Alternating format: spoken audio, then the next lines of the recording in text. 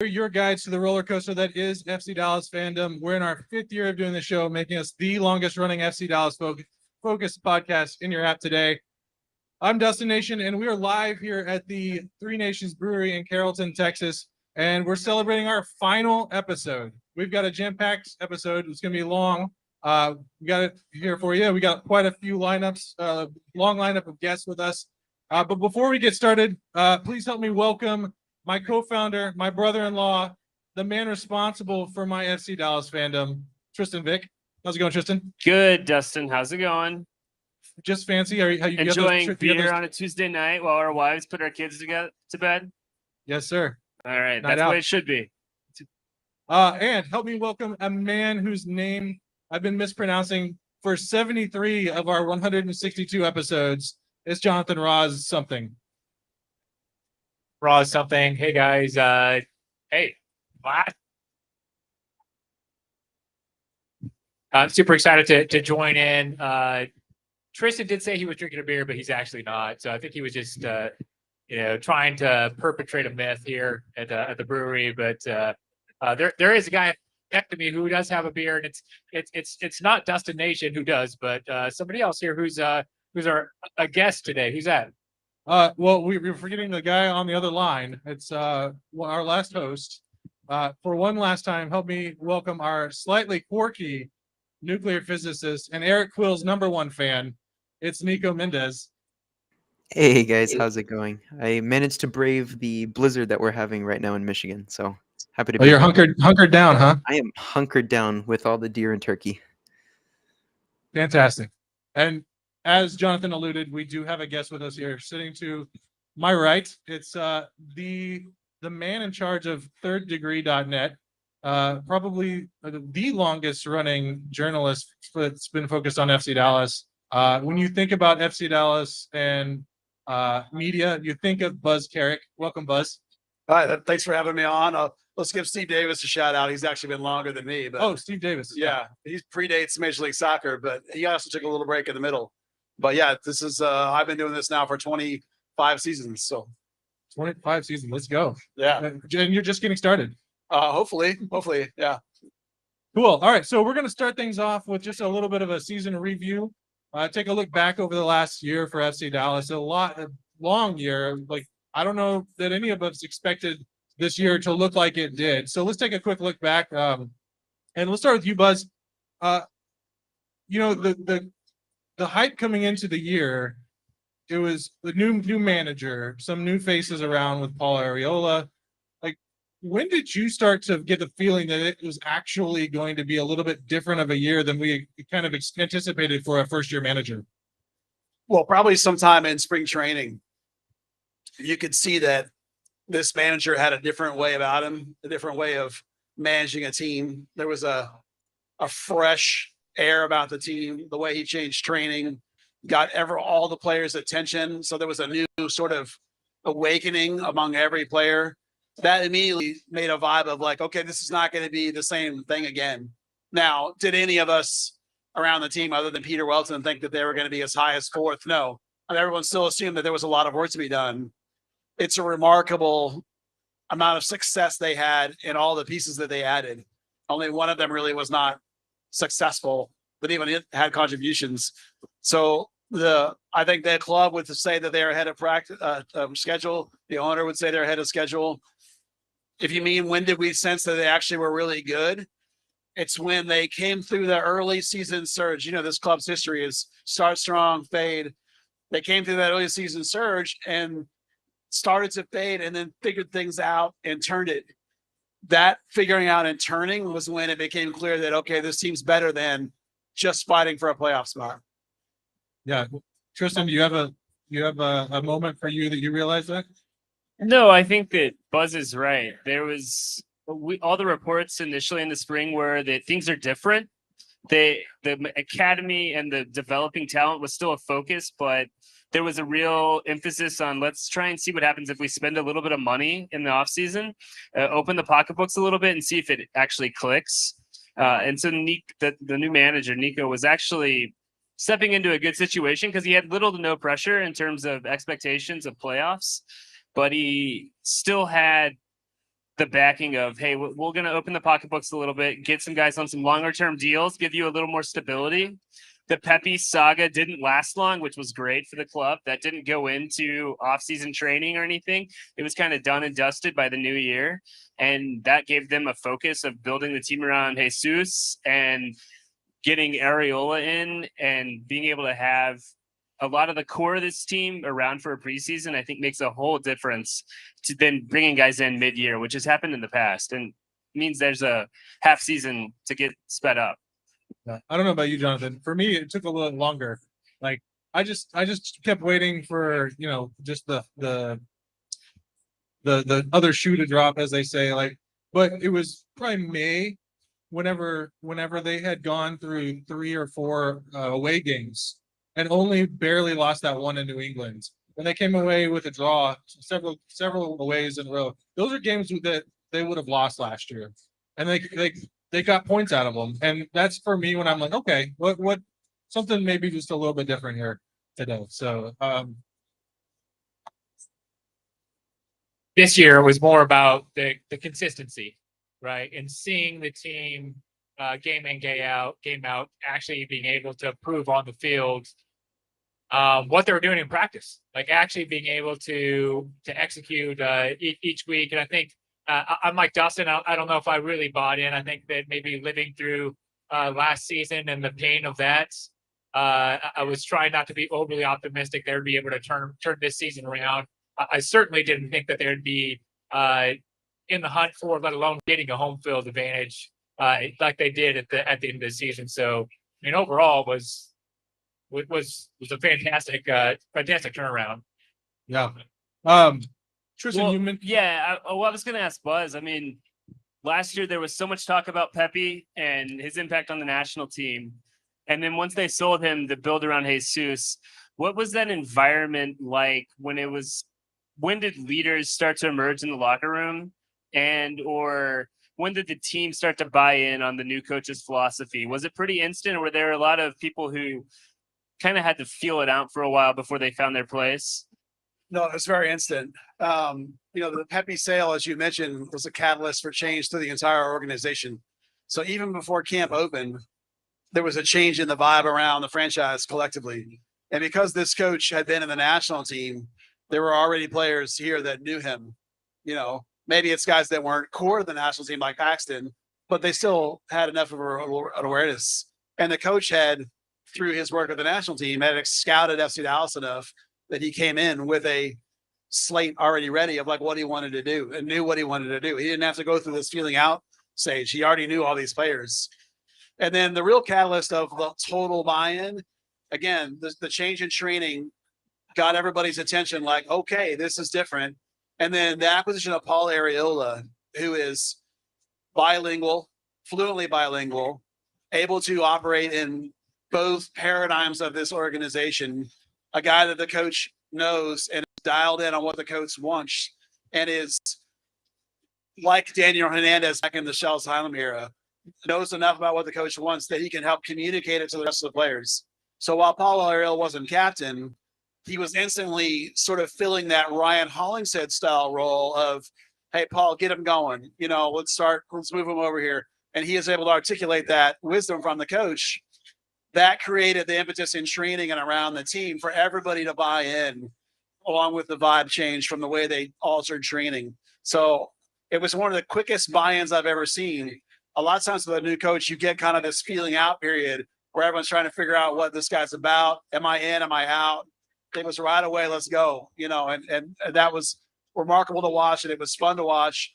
And Paul Areola, was the nail in the coffin, if you will, of the total buy-in by everybody. And to me, that was the biggest change for me was not even the coaches or the players, just more around the philosophy of the club, around what they're doing from a player acquisition perspective. Because we saw, I think Dustin on the pod a number of times we talked about last year how this club had no MLS veterans, which is just crazy that there's nobody on FC Dallas that had played on a different MLS team. And it seemed like when they launched the new era, right, for FC Dallas. Yeah. One of those new things they didn't really promote it was actually looking within the league and grabbing veterans, Finding people like Paul Ariola, Marco Farfan, And yeah.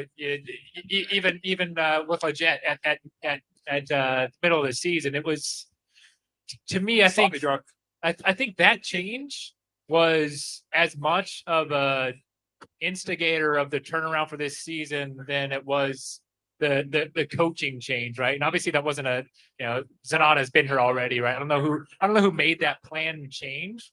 But I mean, to me, that was the biggest thing, Dustin. I don't know if, from your perspective, there's anything that you saw, looking between, last year, obviously, Pepe's gone, Jesus gets a bigger spot. Was there anything that you saw that this club changed that you said, hey, this is the biggest key to the turnaround?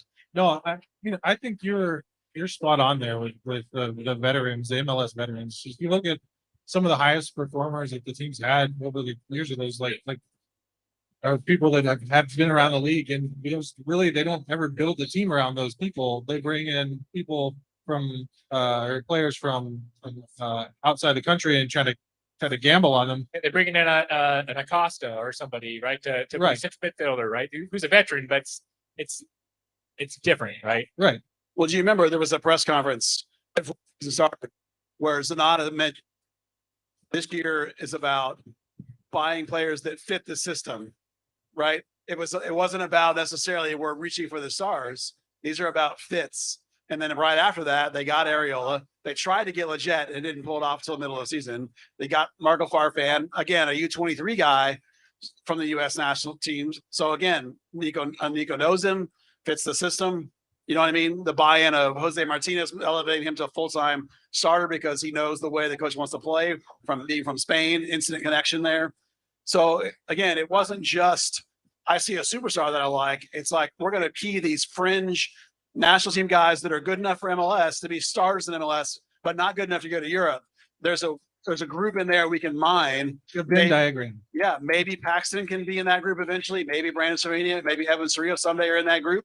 But we're going to go out and get 28-year-olds that are in that group that I already know. So they walk in, bought in, and they know the system. And that's different. That's very different than ever before. So let's talk a little bit about on the field change. So the differences maybe between what Lucci was trying to accomplish and what Nico Estevez accomplished. Just looking kind of at the numbers, obviously this year there's 20 more points than last season. This season they had more non-penalty XG. They had more non-penalty fewer non-penalty goals allowed. They had fewer total penalty goals allowed, which was that one was the penalties is kind of a whole nother story for a whole nother beer. The shot distances were much closer this season than last season. They had more passes into the box this season than they did last season. That's because they don't have Santi Mosquera anymore as well. That helps. Was that last season? I can't remember when. Yeah, man. I that's a distant There's memory. been a whole turnover and stuff like that. But no, that matters a little bit. But I think that a lot of that can be down to having a midfield that stayed relatively healthy all season, allowed them to do different things and changes. Because where did you have to change? At the back, and that was healthy. Yeah, that helps. But I think if you look at those things that I was just talking about, right, it kind of speaks to a little bit more of a direct approach to how they're attacking rather than just kind of going down. They have many fewer crosses than they did in 2021. So, like, is that did you guys see that when in the games, or am I reading more into the data than? Well, you said XG and I fell asleep. So, well, Armand Kafai is here, so yeah, you can get into him with that afterwards. The biggest on the field difference comes from a philosophy that is somewhat related to the Heat here. Lucci ball, you remember, was pass the ball around endlessly to try and find spaces and weakness. This new coach is not as concerned about having the ball. They wanted to take up a stance at midfield and sort of be in a mid to low block and give up some of the press and be pressing more timely and not waste energy pressing all the time. Would this coach feel that way if he wasn't in Dallas when it's hot? If he had Minnesota, would he play differently? I think he would. But he tailored the play to this particular team. And when you make an adjustment where you have 2 8s instead of a double pivot and a 10, now you have two guys that are capable of getting balls into the box, right? You have a more solid foundation behind you. You're not overloading constantly. So you create a system that's designed to control the pace of the game and control the middle of the field, press occasionally and capitalize on your mistakes. Yes, build forward, but don't lollygag around. Build forward with purpose and create enough opportunities. Now, they weren't volume opportunities. If Jesus is not such an amazing finisher that he is, would this have worked? I don't know, because the volume of shots was not high. The opportunities was good. They were good opportunities. Like the efficiency was high, something we talked about all year, but it wasn't 30 crosses in the box. You know, it was let the other team have the ball even from time to time for great stretches, not concerned with dominating possession, 400 passes instead of 600, you know, wanting to control the game home and road. On the road, this 60 minutes kill the game kind of thing that they were doing, you guys saw, and then go for it. At home, a little more willingness to open it up. But again, an awareness of the area you live in and the temperatures you live in and the heat here and the workload here of a short bench.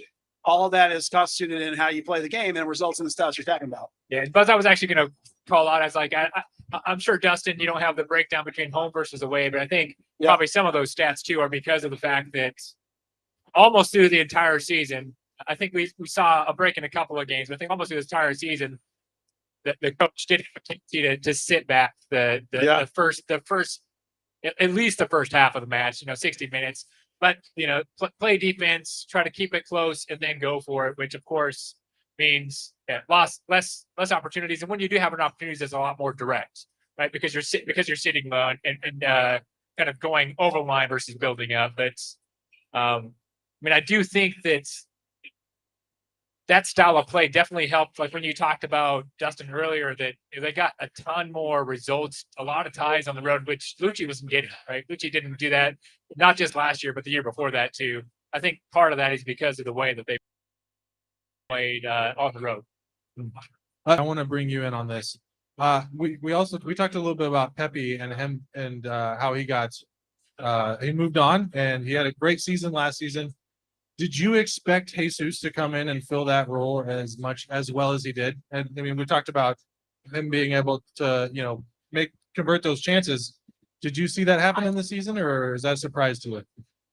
I think what you guys kind of already discussed it. I mean, we all knew that Jesus had the ability to really kind of branch out and grow as a striker. We see that Jesus is on this DP deal, making a bunch of money. But I think it's very nice and really refreshing to see that we have a player that is able who really took the opportunity and really ran with it. The talent and the skills was there. I mean, you can see it in practice. When you talk to the guy after games and in trainings, he's mentally there. He's mentally bought in. He absolutely loves this club. And I do wonder how much of the weight of his dad's history here at FC Dallas weighs on him. But he definitely took the opportunity and ran with it. So not necessarily surprised as to what happened, but it's really refreshing that it did happen. It is very exciting. And I think it was one thing to just enjoy the season and enjoy the moment. People forget that in 2019, Jesus was the Golden Boot winner for FC Dallas, playing only really half a season as the 9, and then they switch it up and Pepe comes in and Jesus moves out of the position as the 9. And he only had like 9 goals. But we forget that first half of the season, he was quite productive as a 9, 3 years younger, So the coach obviously didn't forget. He knew, and his system is the same as the national team system, where the play of the wings is predicated on bouncing off of movement by a 9. So a false 9 plays right into that. He probably remembered that from Jesus's time in various youth teams and the fringe camps that he'd been in, So coach obviously believed in it. We all should have believed it. We all should have remembered that he was successful for that half of the season and ended up successful enough to win a Golden Boot with half of a season as a 9. So that's remarkable, really. Yeah. My hot take on Jesus is that I think that playing as the 10, like he did in the second half of last season, made him a better striker. I think you can see the field better now. Like you can see he uses space a lot much smarter now than he did whenever he was playing striker by himself. So What does it mean to the club as like a system to have your homegrown be that star pushing for that golden boot and making the national team now? Well, outside the publicity of it, more so the incredible value of a domestic player filling a pivotal role where you would ordinarily spend DP money and use a foreign slot because of the cap, because of the foreign limitations. There's an increased value of a domestic player being able to perform in the spine. So, granted, he is now a DP, but that luxury of having a domestic guy that young means I don't have to go roll the dice on a player that I don't have no idea what the return's going to be. I mean, how many DPs fail, right? Plenty of them, half of them probably. So known commodity versus unknown commodity, domestic versus foreign, both cost you a lot of money, but in the captains it's the same. So the value is being able to use the international spot somewhere else for this club, a big deal. And the value of percentage success. I knew what I had, coach, I'm sure thinking. So that's the key. That's the number one value. Of course, marketing, sales, promotion, great off-field impact, great for your academy. Those guys are going to see that guy and be like, I can be that guy, right? Great for your entire system that your academy guy from 9 years old is now your DP. What a huge statement that is about your organization.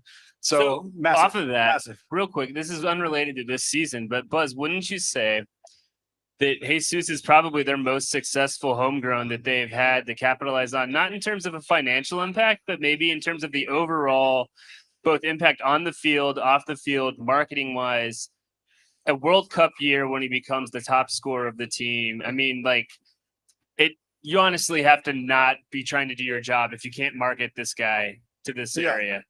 Well, Pepe on a world stage, Pepe's a bigger deal because his awareness went overseas.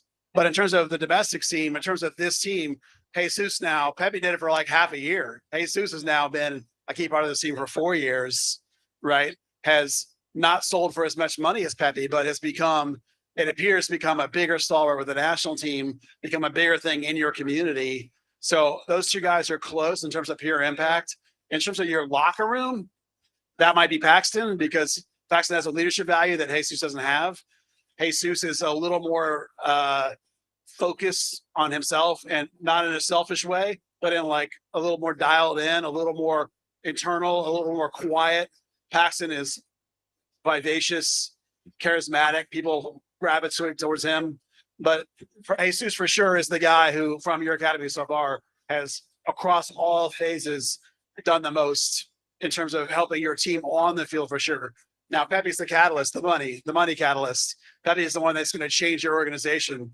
But he did it off of half a season, maybe even like 4 national team games, really, if you think about it. But I think you're right. Jesus is the pure value to your franchise, the biggest one so far. Maybe we'll see. You never know. But if you include his family, obviously his dad too, then it's a no-brainer. I mean, it's the Ferreira family. It's been just absolutely massive. All right, so we've kind of talked a little bit about some of the big picture stuff. I want to maybe take us back to some moments in the season. Like, let's just go around the horn, and let's talk about maybe something. Give a highlight and a low light of the season for yourselves. Nico, we haven't heard from you in a while. Let's start with you on the horn there. I think really the highlight is just what you guys talked about, the absolute turnaround, how everyone bought in, came together. I mean, the season definitely goes down as a complete success. With respect to low light, oh man, that's a really good one. I think if we're gonna go really recent, and I might have just stole probably Buzz's. Like, we got to talk about the hills. I might have just stole Buzz's, but I would probably say the uncertainty around Matt Hedges and probably Thomas Roberts as well. So seeing Thomas Roberts' contract option not being acted on and the uncertainty around Matt Hedges, I would say is the low light right now. I mean, Matt's still on the team for at least another day, so it's not quite the low light. Don't wish him away. The contract runs till the end of December. Tristan. So for me, obviously the low light was losing to Austin. I've got a ton of Austin friends, and so now that they finally have an established team, I'm getting a lot of that in my social media feed, and this is kind of annoying. We get it. Matthew McConaughey invested something in your club. You don't have to post a picture of him every time, but he apparently has nothing better to do. The other part of it, in terms of the highlights, was definitely seeing Jesus grow overall. But in terms of a specific moment, the penalty shootout was great. I mean, I've had a hard time being able to watch every match just because stuff's going on. But that night, I was able to kind of just block everything out and then like saddle up on the couch and just like ride it the whole game. And the way that they came back, the way that they took it and didn't crumble was great. And then it was just awesome to see like us actually win a penalty shootout like that. We've had some really good dramatic playoff moments in the past. And so I was really hoping we'd take Austin just because it was new for them. But so I'd say the playoffs were probably the best. Undefeated against Austin. What's that? No longer undefeated against Austin. No longer undefeated. They finally beat us. Yeah. All right. Buzz. Highlight, I think I'm going to go with the win in Philly towards the end of the season. That, of course, was their catalyst to then wreck everybody from then on. They just dismantled everybody from then until they got to LA in the final. That was a sort of on the road kind of complete victory against one of the best teams in the league. That was pretty exciting. Low light, I'm actually going to go with Jesus's miss in the playoffs. That's the low light. I love me some Jesus, don't get me wrong, but that ball, when he's like 2 feet out and the ball's like right there and it gets caught underneath him. That powered USMNT Twitter. For Yeah, like the 2 heat, weeks. the pressure of being tied on 18 goals. He could have broken the record. You know, I mean, it was like, I mean, that doesn't count. It was not the place, so it doesn't count. But the pressure over the last couple of games got to him, and house team got to him. Everyone's watching, so that's probably my low right is that miss. We all know which one I'm talking about. Yeah. Oh, yeah. Yeah. Jonathan. Honestly, for me, it's kind of hard to find a low light for this season. I mean, It's a stretch to get that one. there are definitely some individual plays, but after living through last year, which we try to forget about, block out, pretend like it never happened. If you think of one of this year, it's really hard to find an individual thing. I mean, because even with the loss to Austin, yeah, I could see it's a low light, but the fact that they were there and they made it that far, it's really hard to. Yes, I'm disappointed as a fan, but stepping back, it was still a great outcome. Maybe I could say those 5 minutes. What was it, like a 3-minute stretch, 5-minute stretch where those 2 goals for Austin happened? And I started to cry a little bit.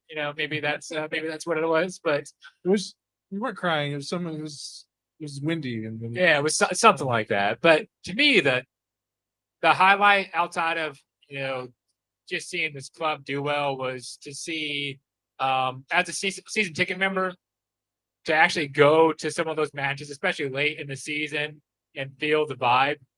It was different. I mean, It was different. It was definitely different. Yes, we had like the drone light show days. We had stuff like that packed the field, but and especially that last playoff match, the home playoff match. And it was pretty nice to be an FC Dallas fan again. And it's been a couple of years since I've had really that. Heck, it's been for me. The Open Cup was probably the last time I felt like that really build up excitement like I did in some of the games this year. So how many sellouts did they have? 7 or 8? I don't know. Hey, 7. Yeah, I think it was So an extra low light for you, learning that Frank O'Hara had till June on his contract. That's so good. for me, GP for another year. GP for another year. Yeah. For me, the highlight, I think Tristan kind of took mine with the shootout win in the playoffs. That's a good one.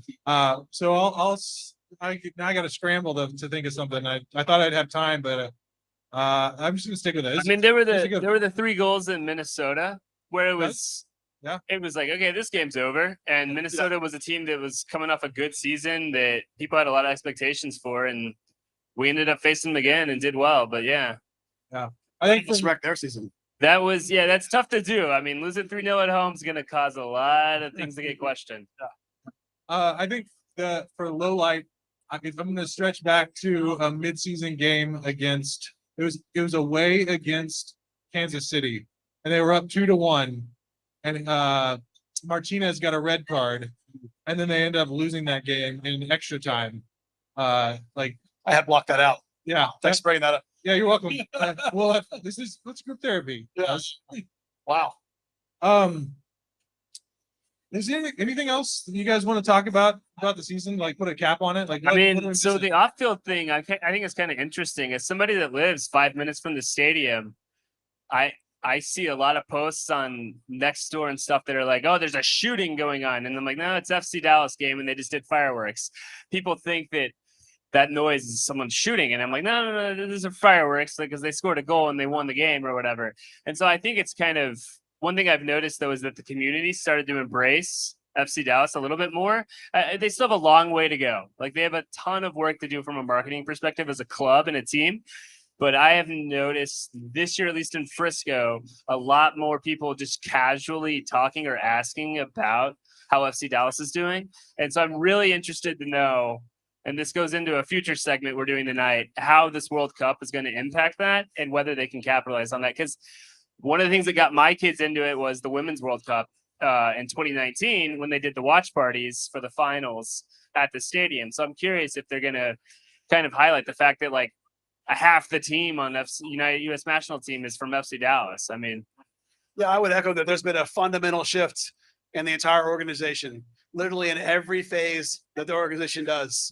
There's been a change in philosophy, a move forward, more money spent, more positive mentality from employees. Now, not everything's been 100% successful, but after 25 years or even longer for some people that have been around the scene for longer than that, to see this significant change in the win and tack of the entire franchise, 100% in response in my mind to Austin. Austin proved that as much as people hate them, they proved that you can do it different here in Texas. Houston has reacted and Dallas has clearly reacted. Yeah. And you cannot miss the change across any part of the organization that you have contact with. It's completely different in every phase. And they deserve 100% credit, and probably Dan and Clark Hunt deserve credit for that change. Catalyst is the petty money. You know, they've seen the sales can work. They've seen what Austin's doing. It's remarkably different everywhere in tiny little areas and big areas. And it's so refreshing to see it happen. As somebody's been around this team a long, long time, quarter century now, that we've seen sort of an apathetic, just go with the flow, build it and they will come. Not anymore. Now it's proactive, and that's amazing. Definitely excited to see. Yeah. Any caps on the season for FC Dallas, Jonathan? I think at this point, I just want to look forward and try to figure out how are the things that they did this year an aberration, or is this really going to be a change, especially from a personnel perspective and how they play? Is this really going to be investment? Is this, I know people talk about maybe play the kids going away. I don't know if that's necessarily true. There's still a lot of kids on this club. The average age of the club is probably still young. Still young. It is like 0.3 years older than last year. I think that has more to do with maybe the gap in some of the academy kids coming up and being ready than it is a mentality change. But it feels like this club is actually taking it seriously and being maybe less about the academy, which I kind of like, and being more about first team results. And if that carries on, I think that's a pretty big thing for this club. Being taken serious in the market and nationally, as well as for a fan. On to that? Did you want to add one? No, Okay. I was not Okay. Okay. All right. Yeah. Nico, we'll give you one last chance. One last season thought on FC Dallas. I think basically the foundation has been laid in this first year, and there's a lot to look forward to in the coming year. So Yeah, I think Jonathan hit it on the head. It's about momentum. Can they keep the momentum up? So Buzz, thank you so much for joining us today. Oh, you're welcome. Making the trek out to Three Nations. So in the Battle of Pods, you may have won the war, the battle, but you won't win the war. Well, one day we'll come back.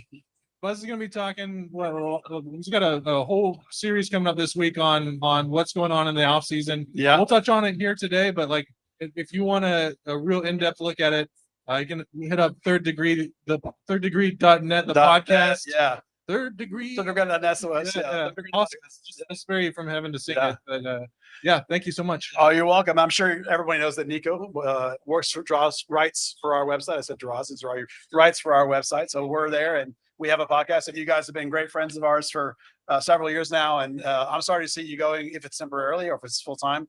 But you guys have done awesome work, and I applaud your efforts over the years to run your podcast. Thank you very much, Buzz.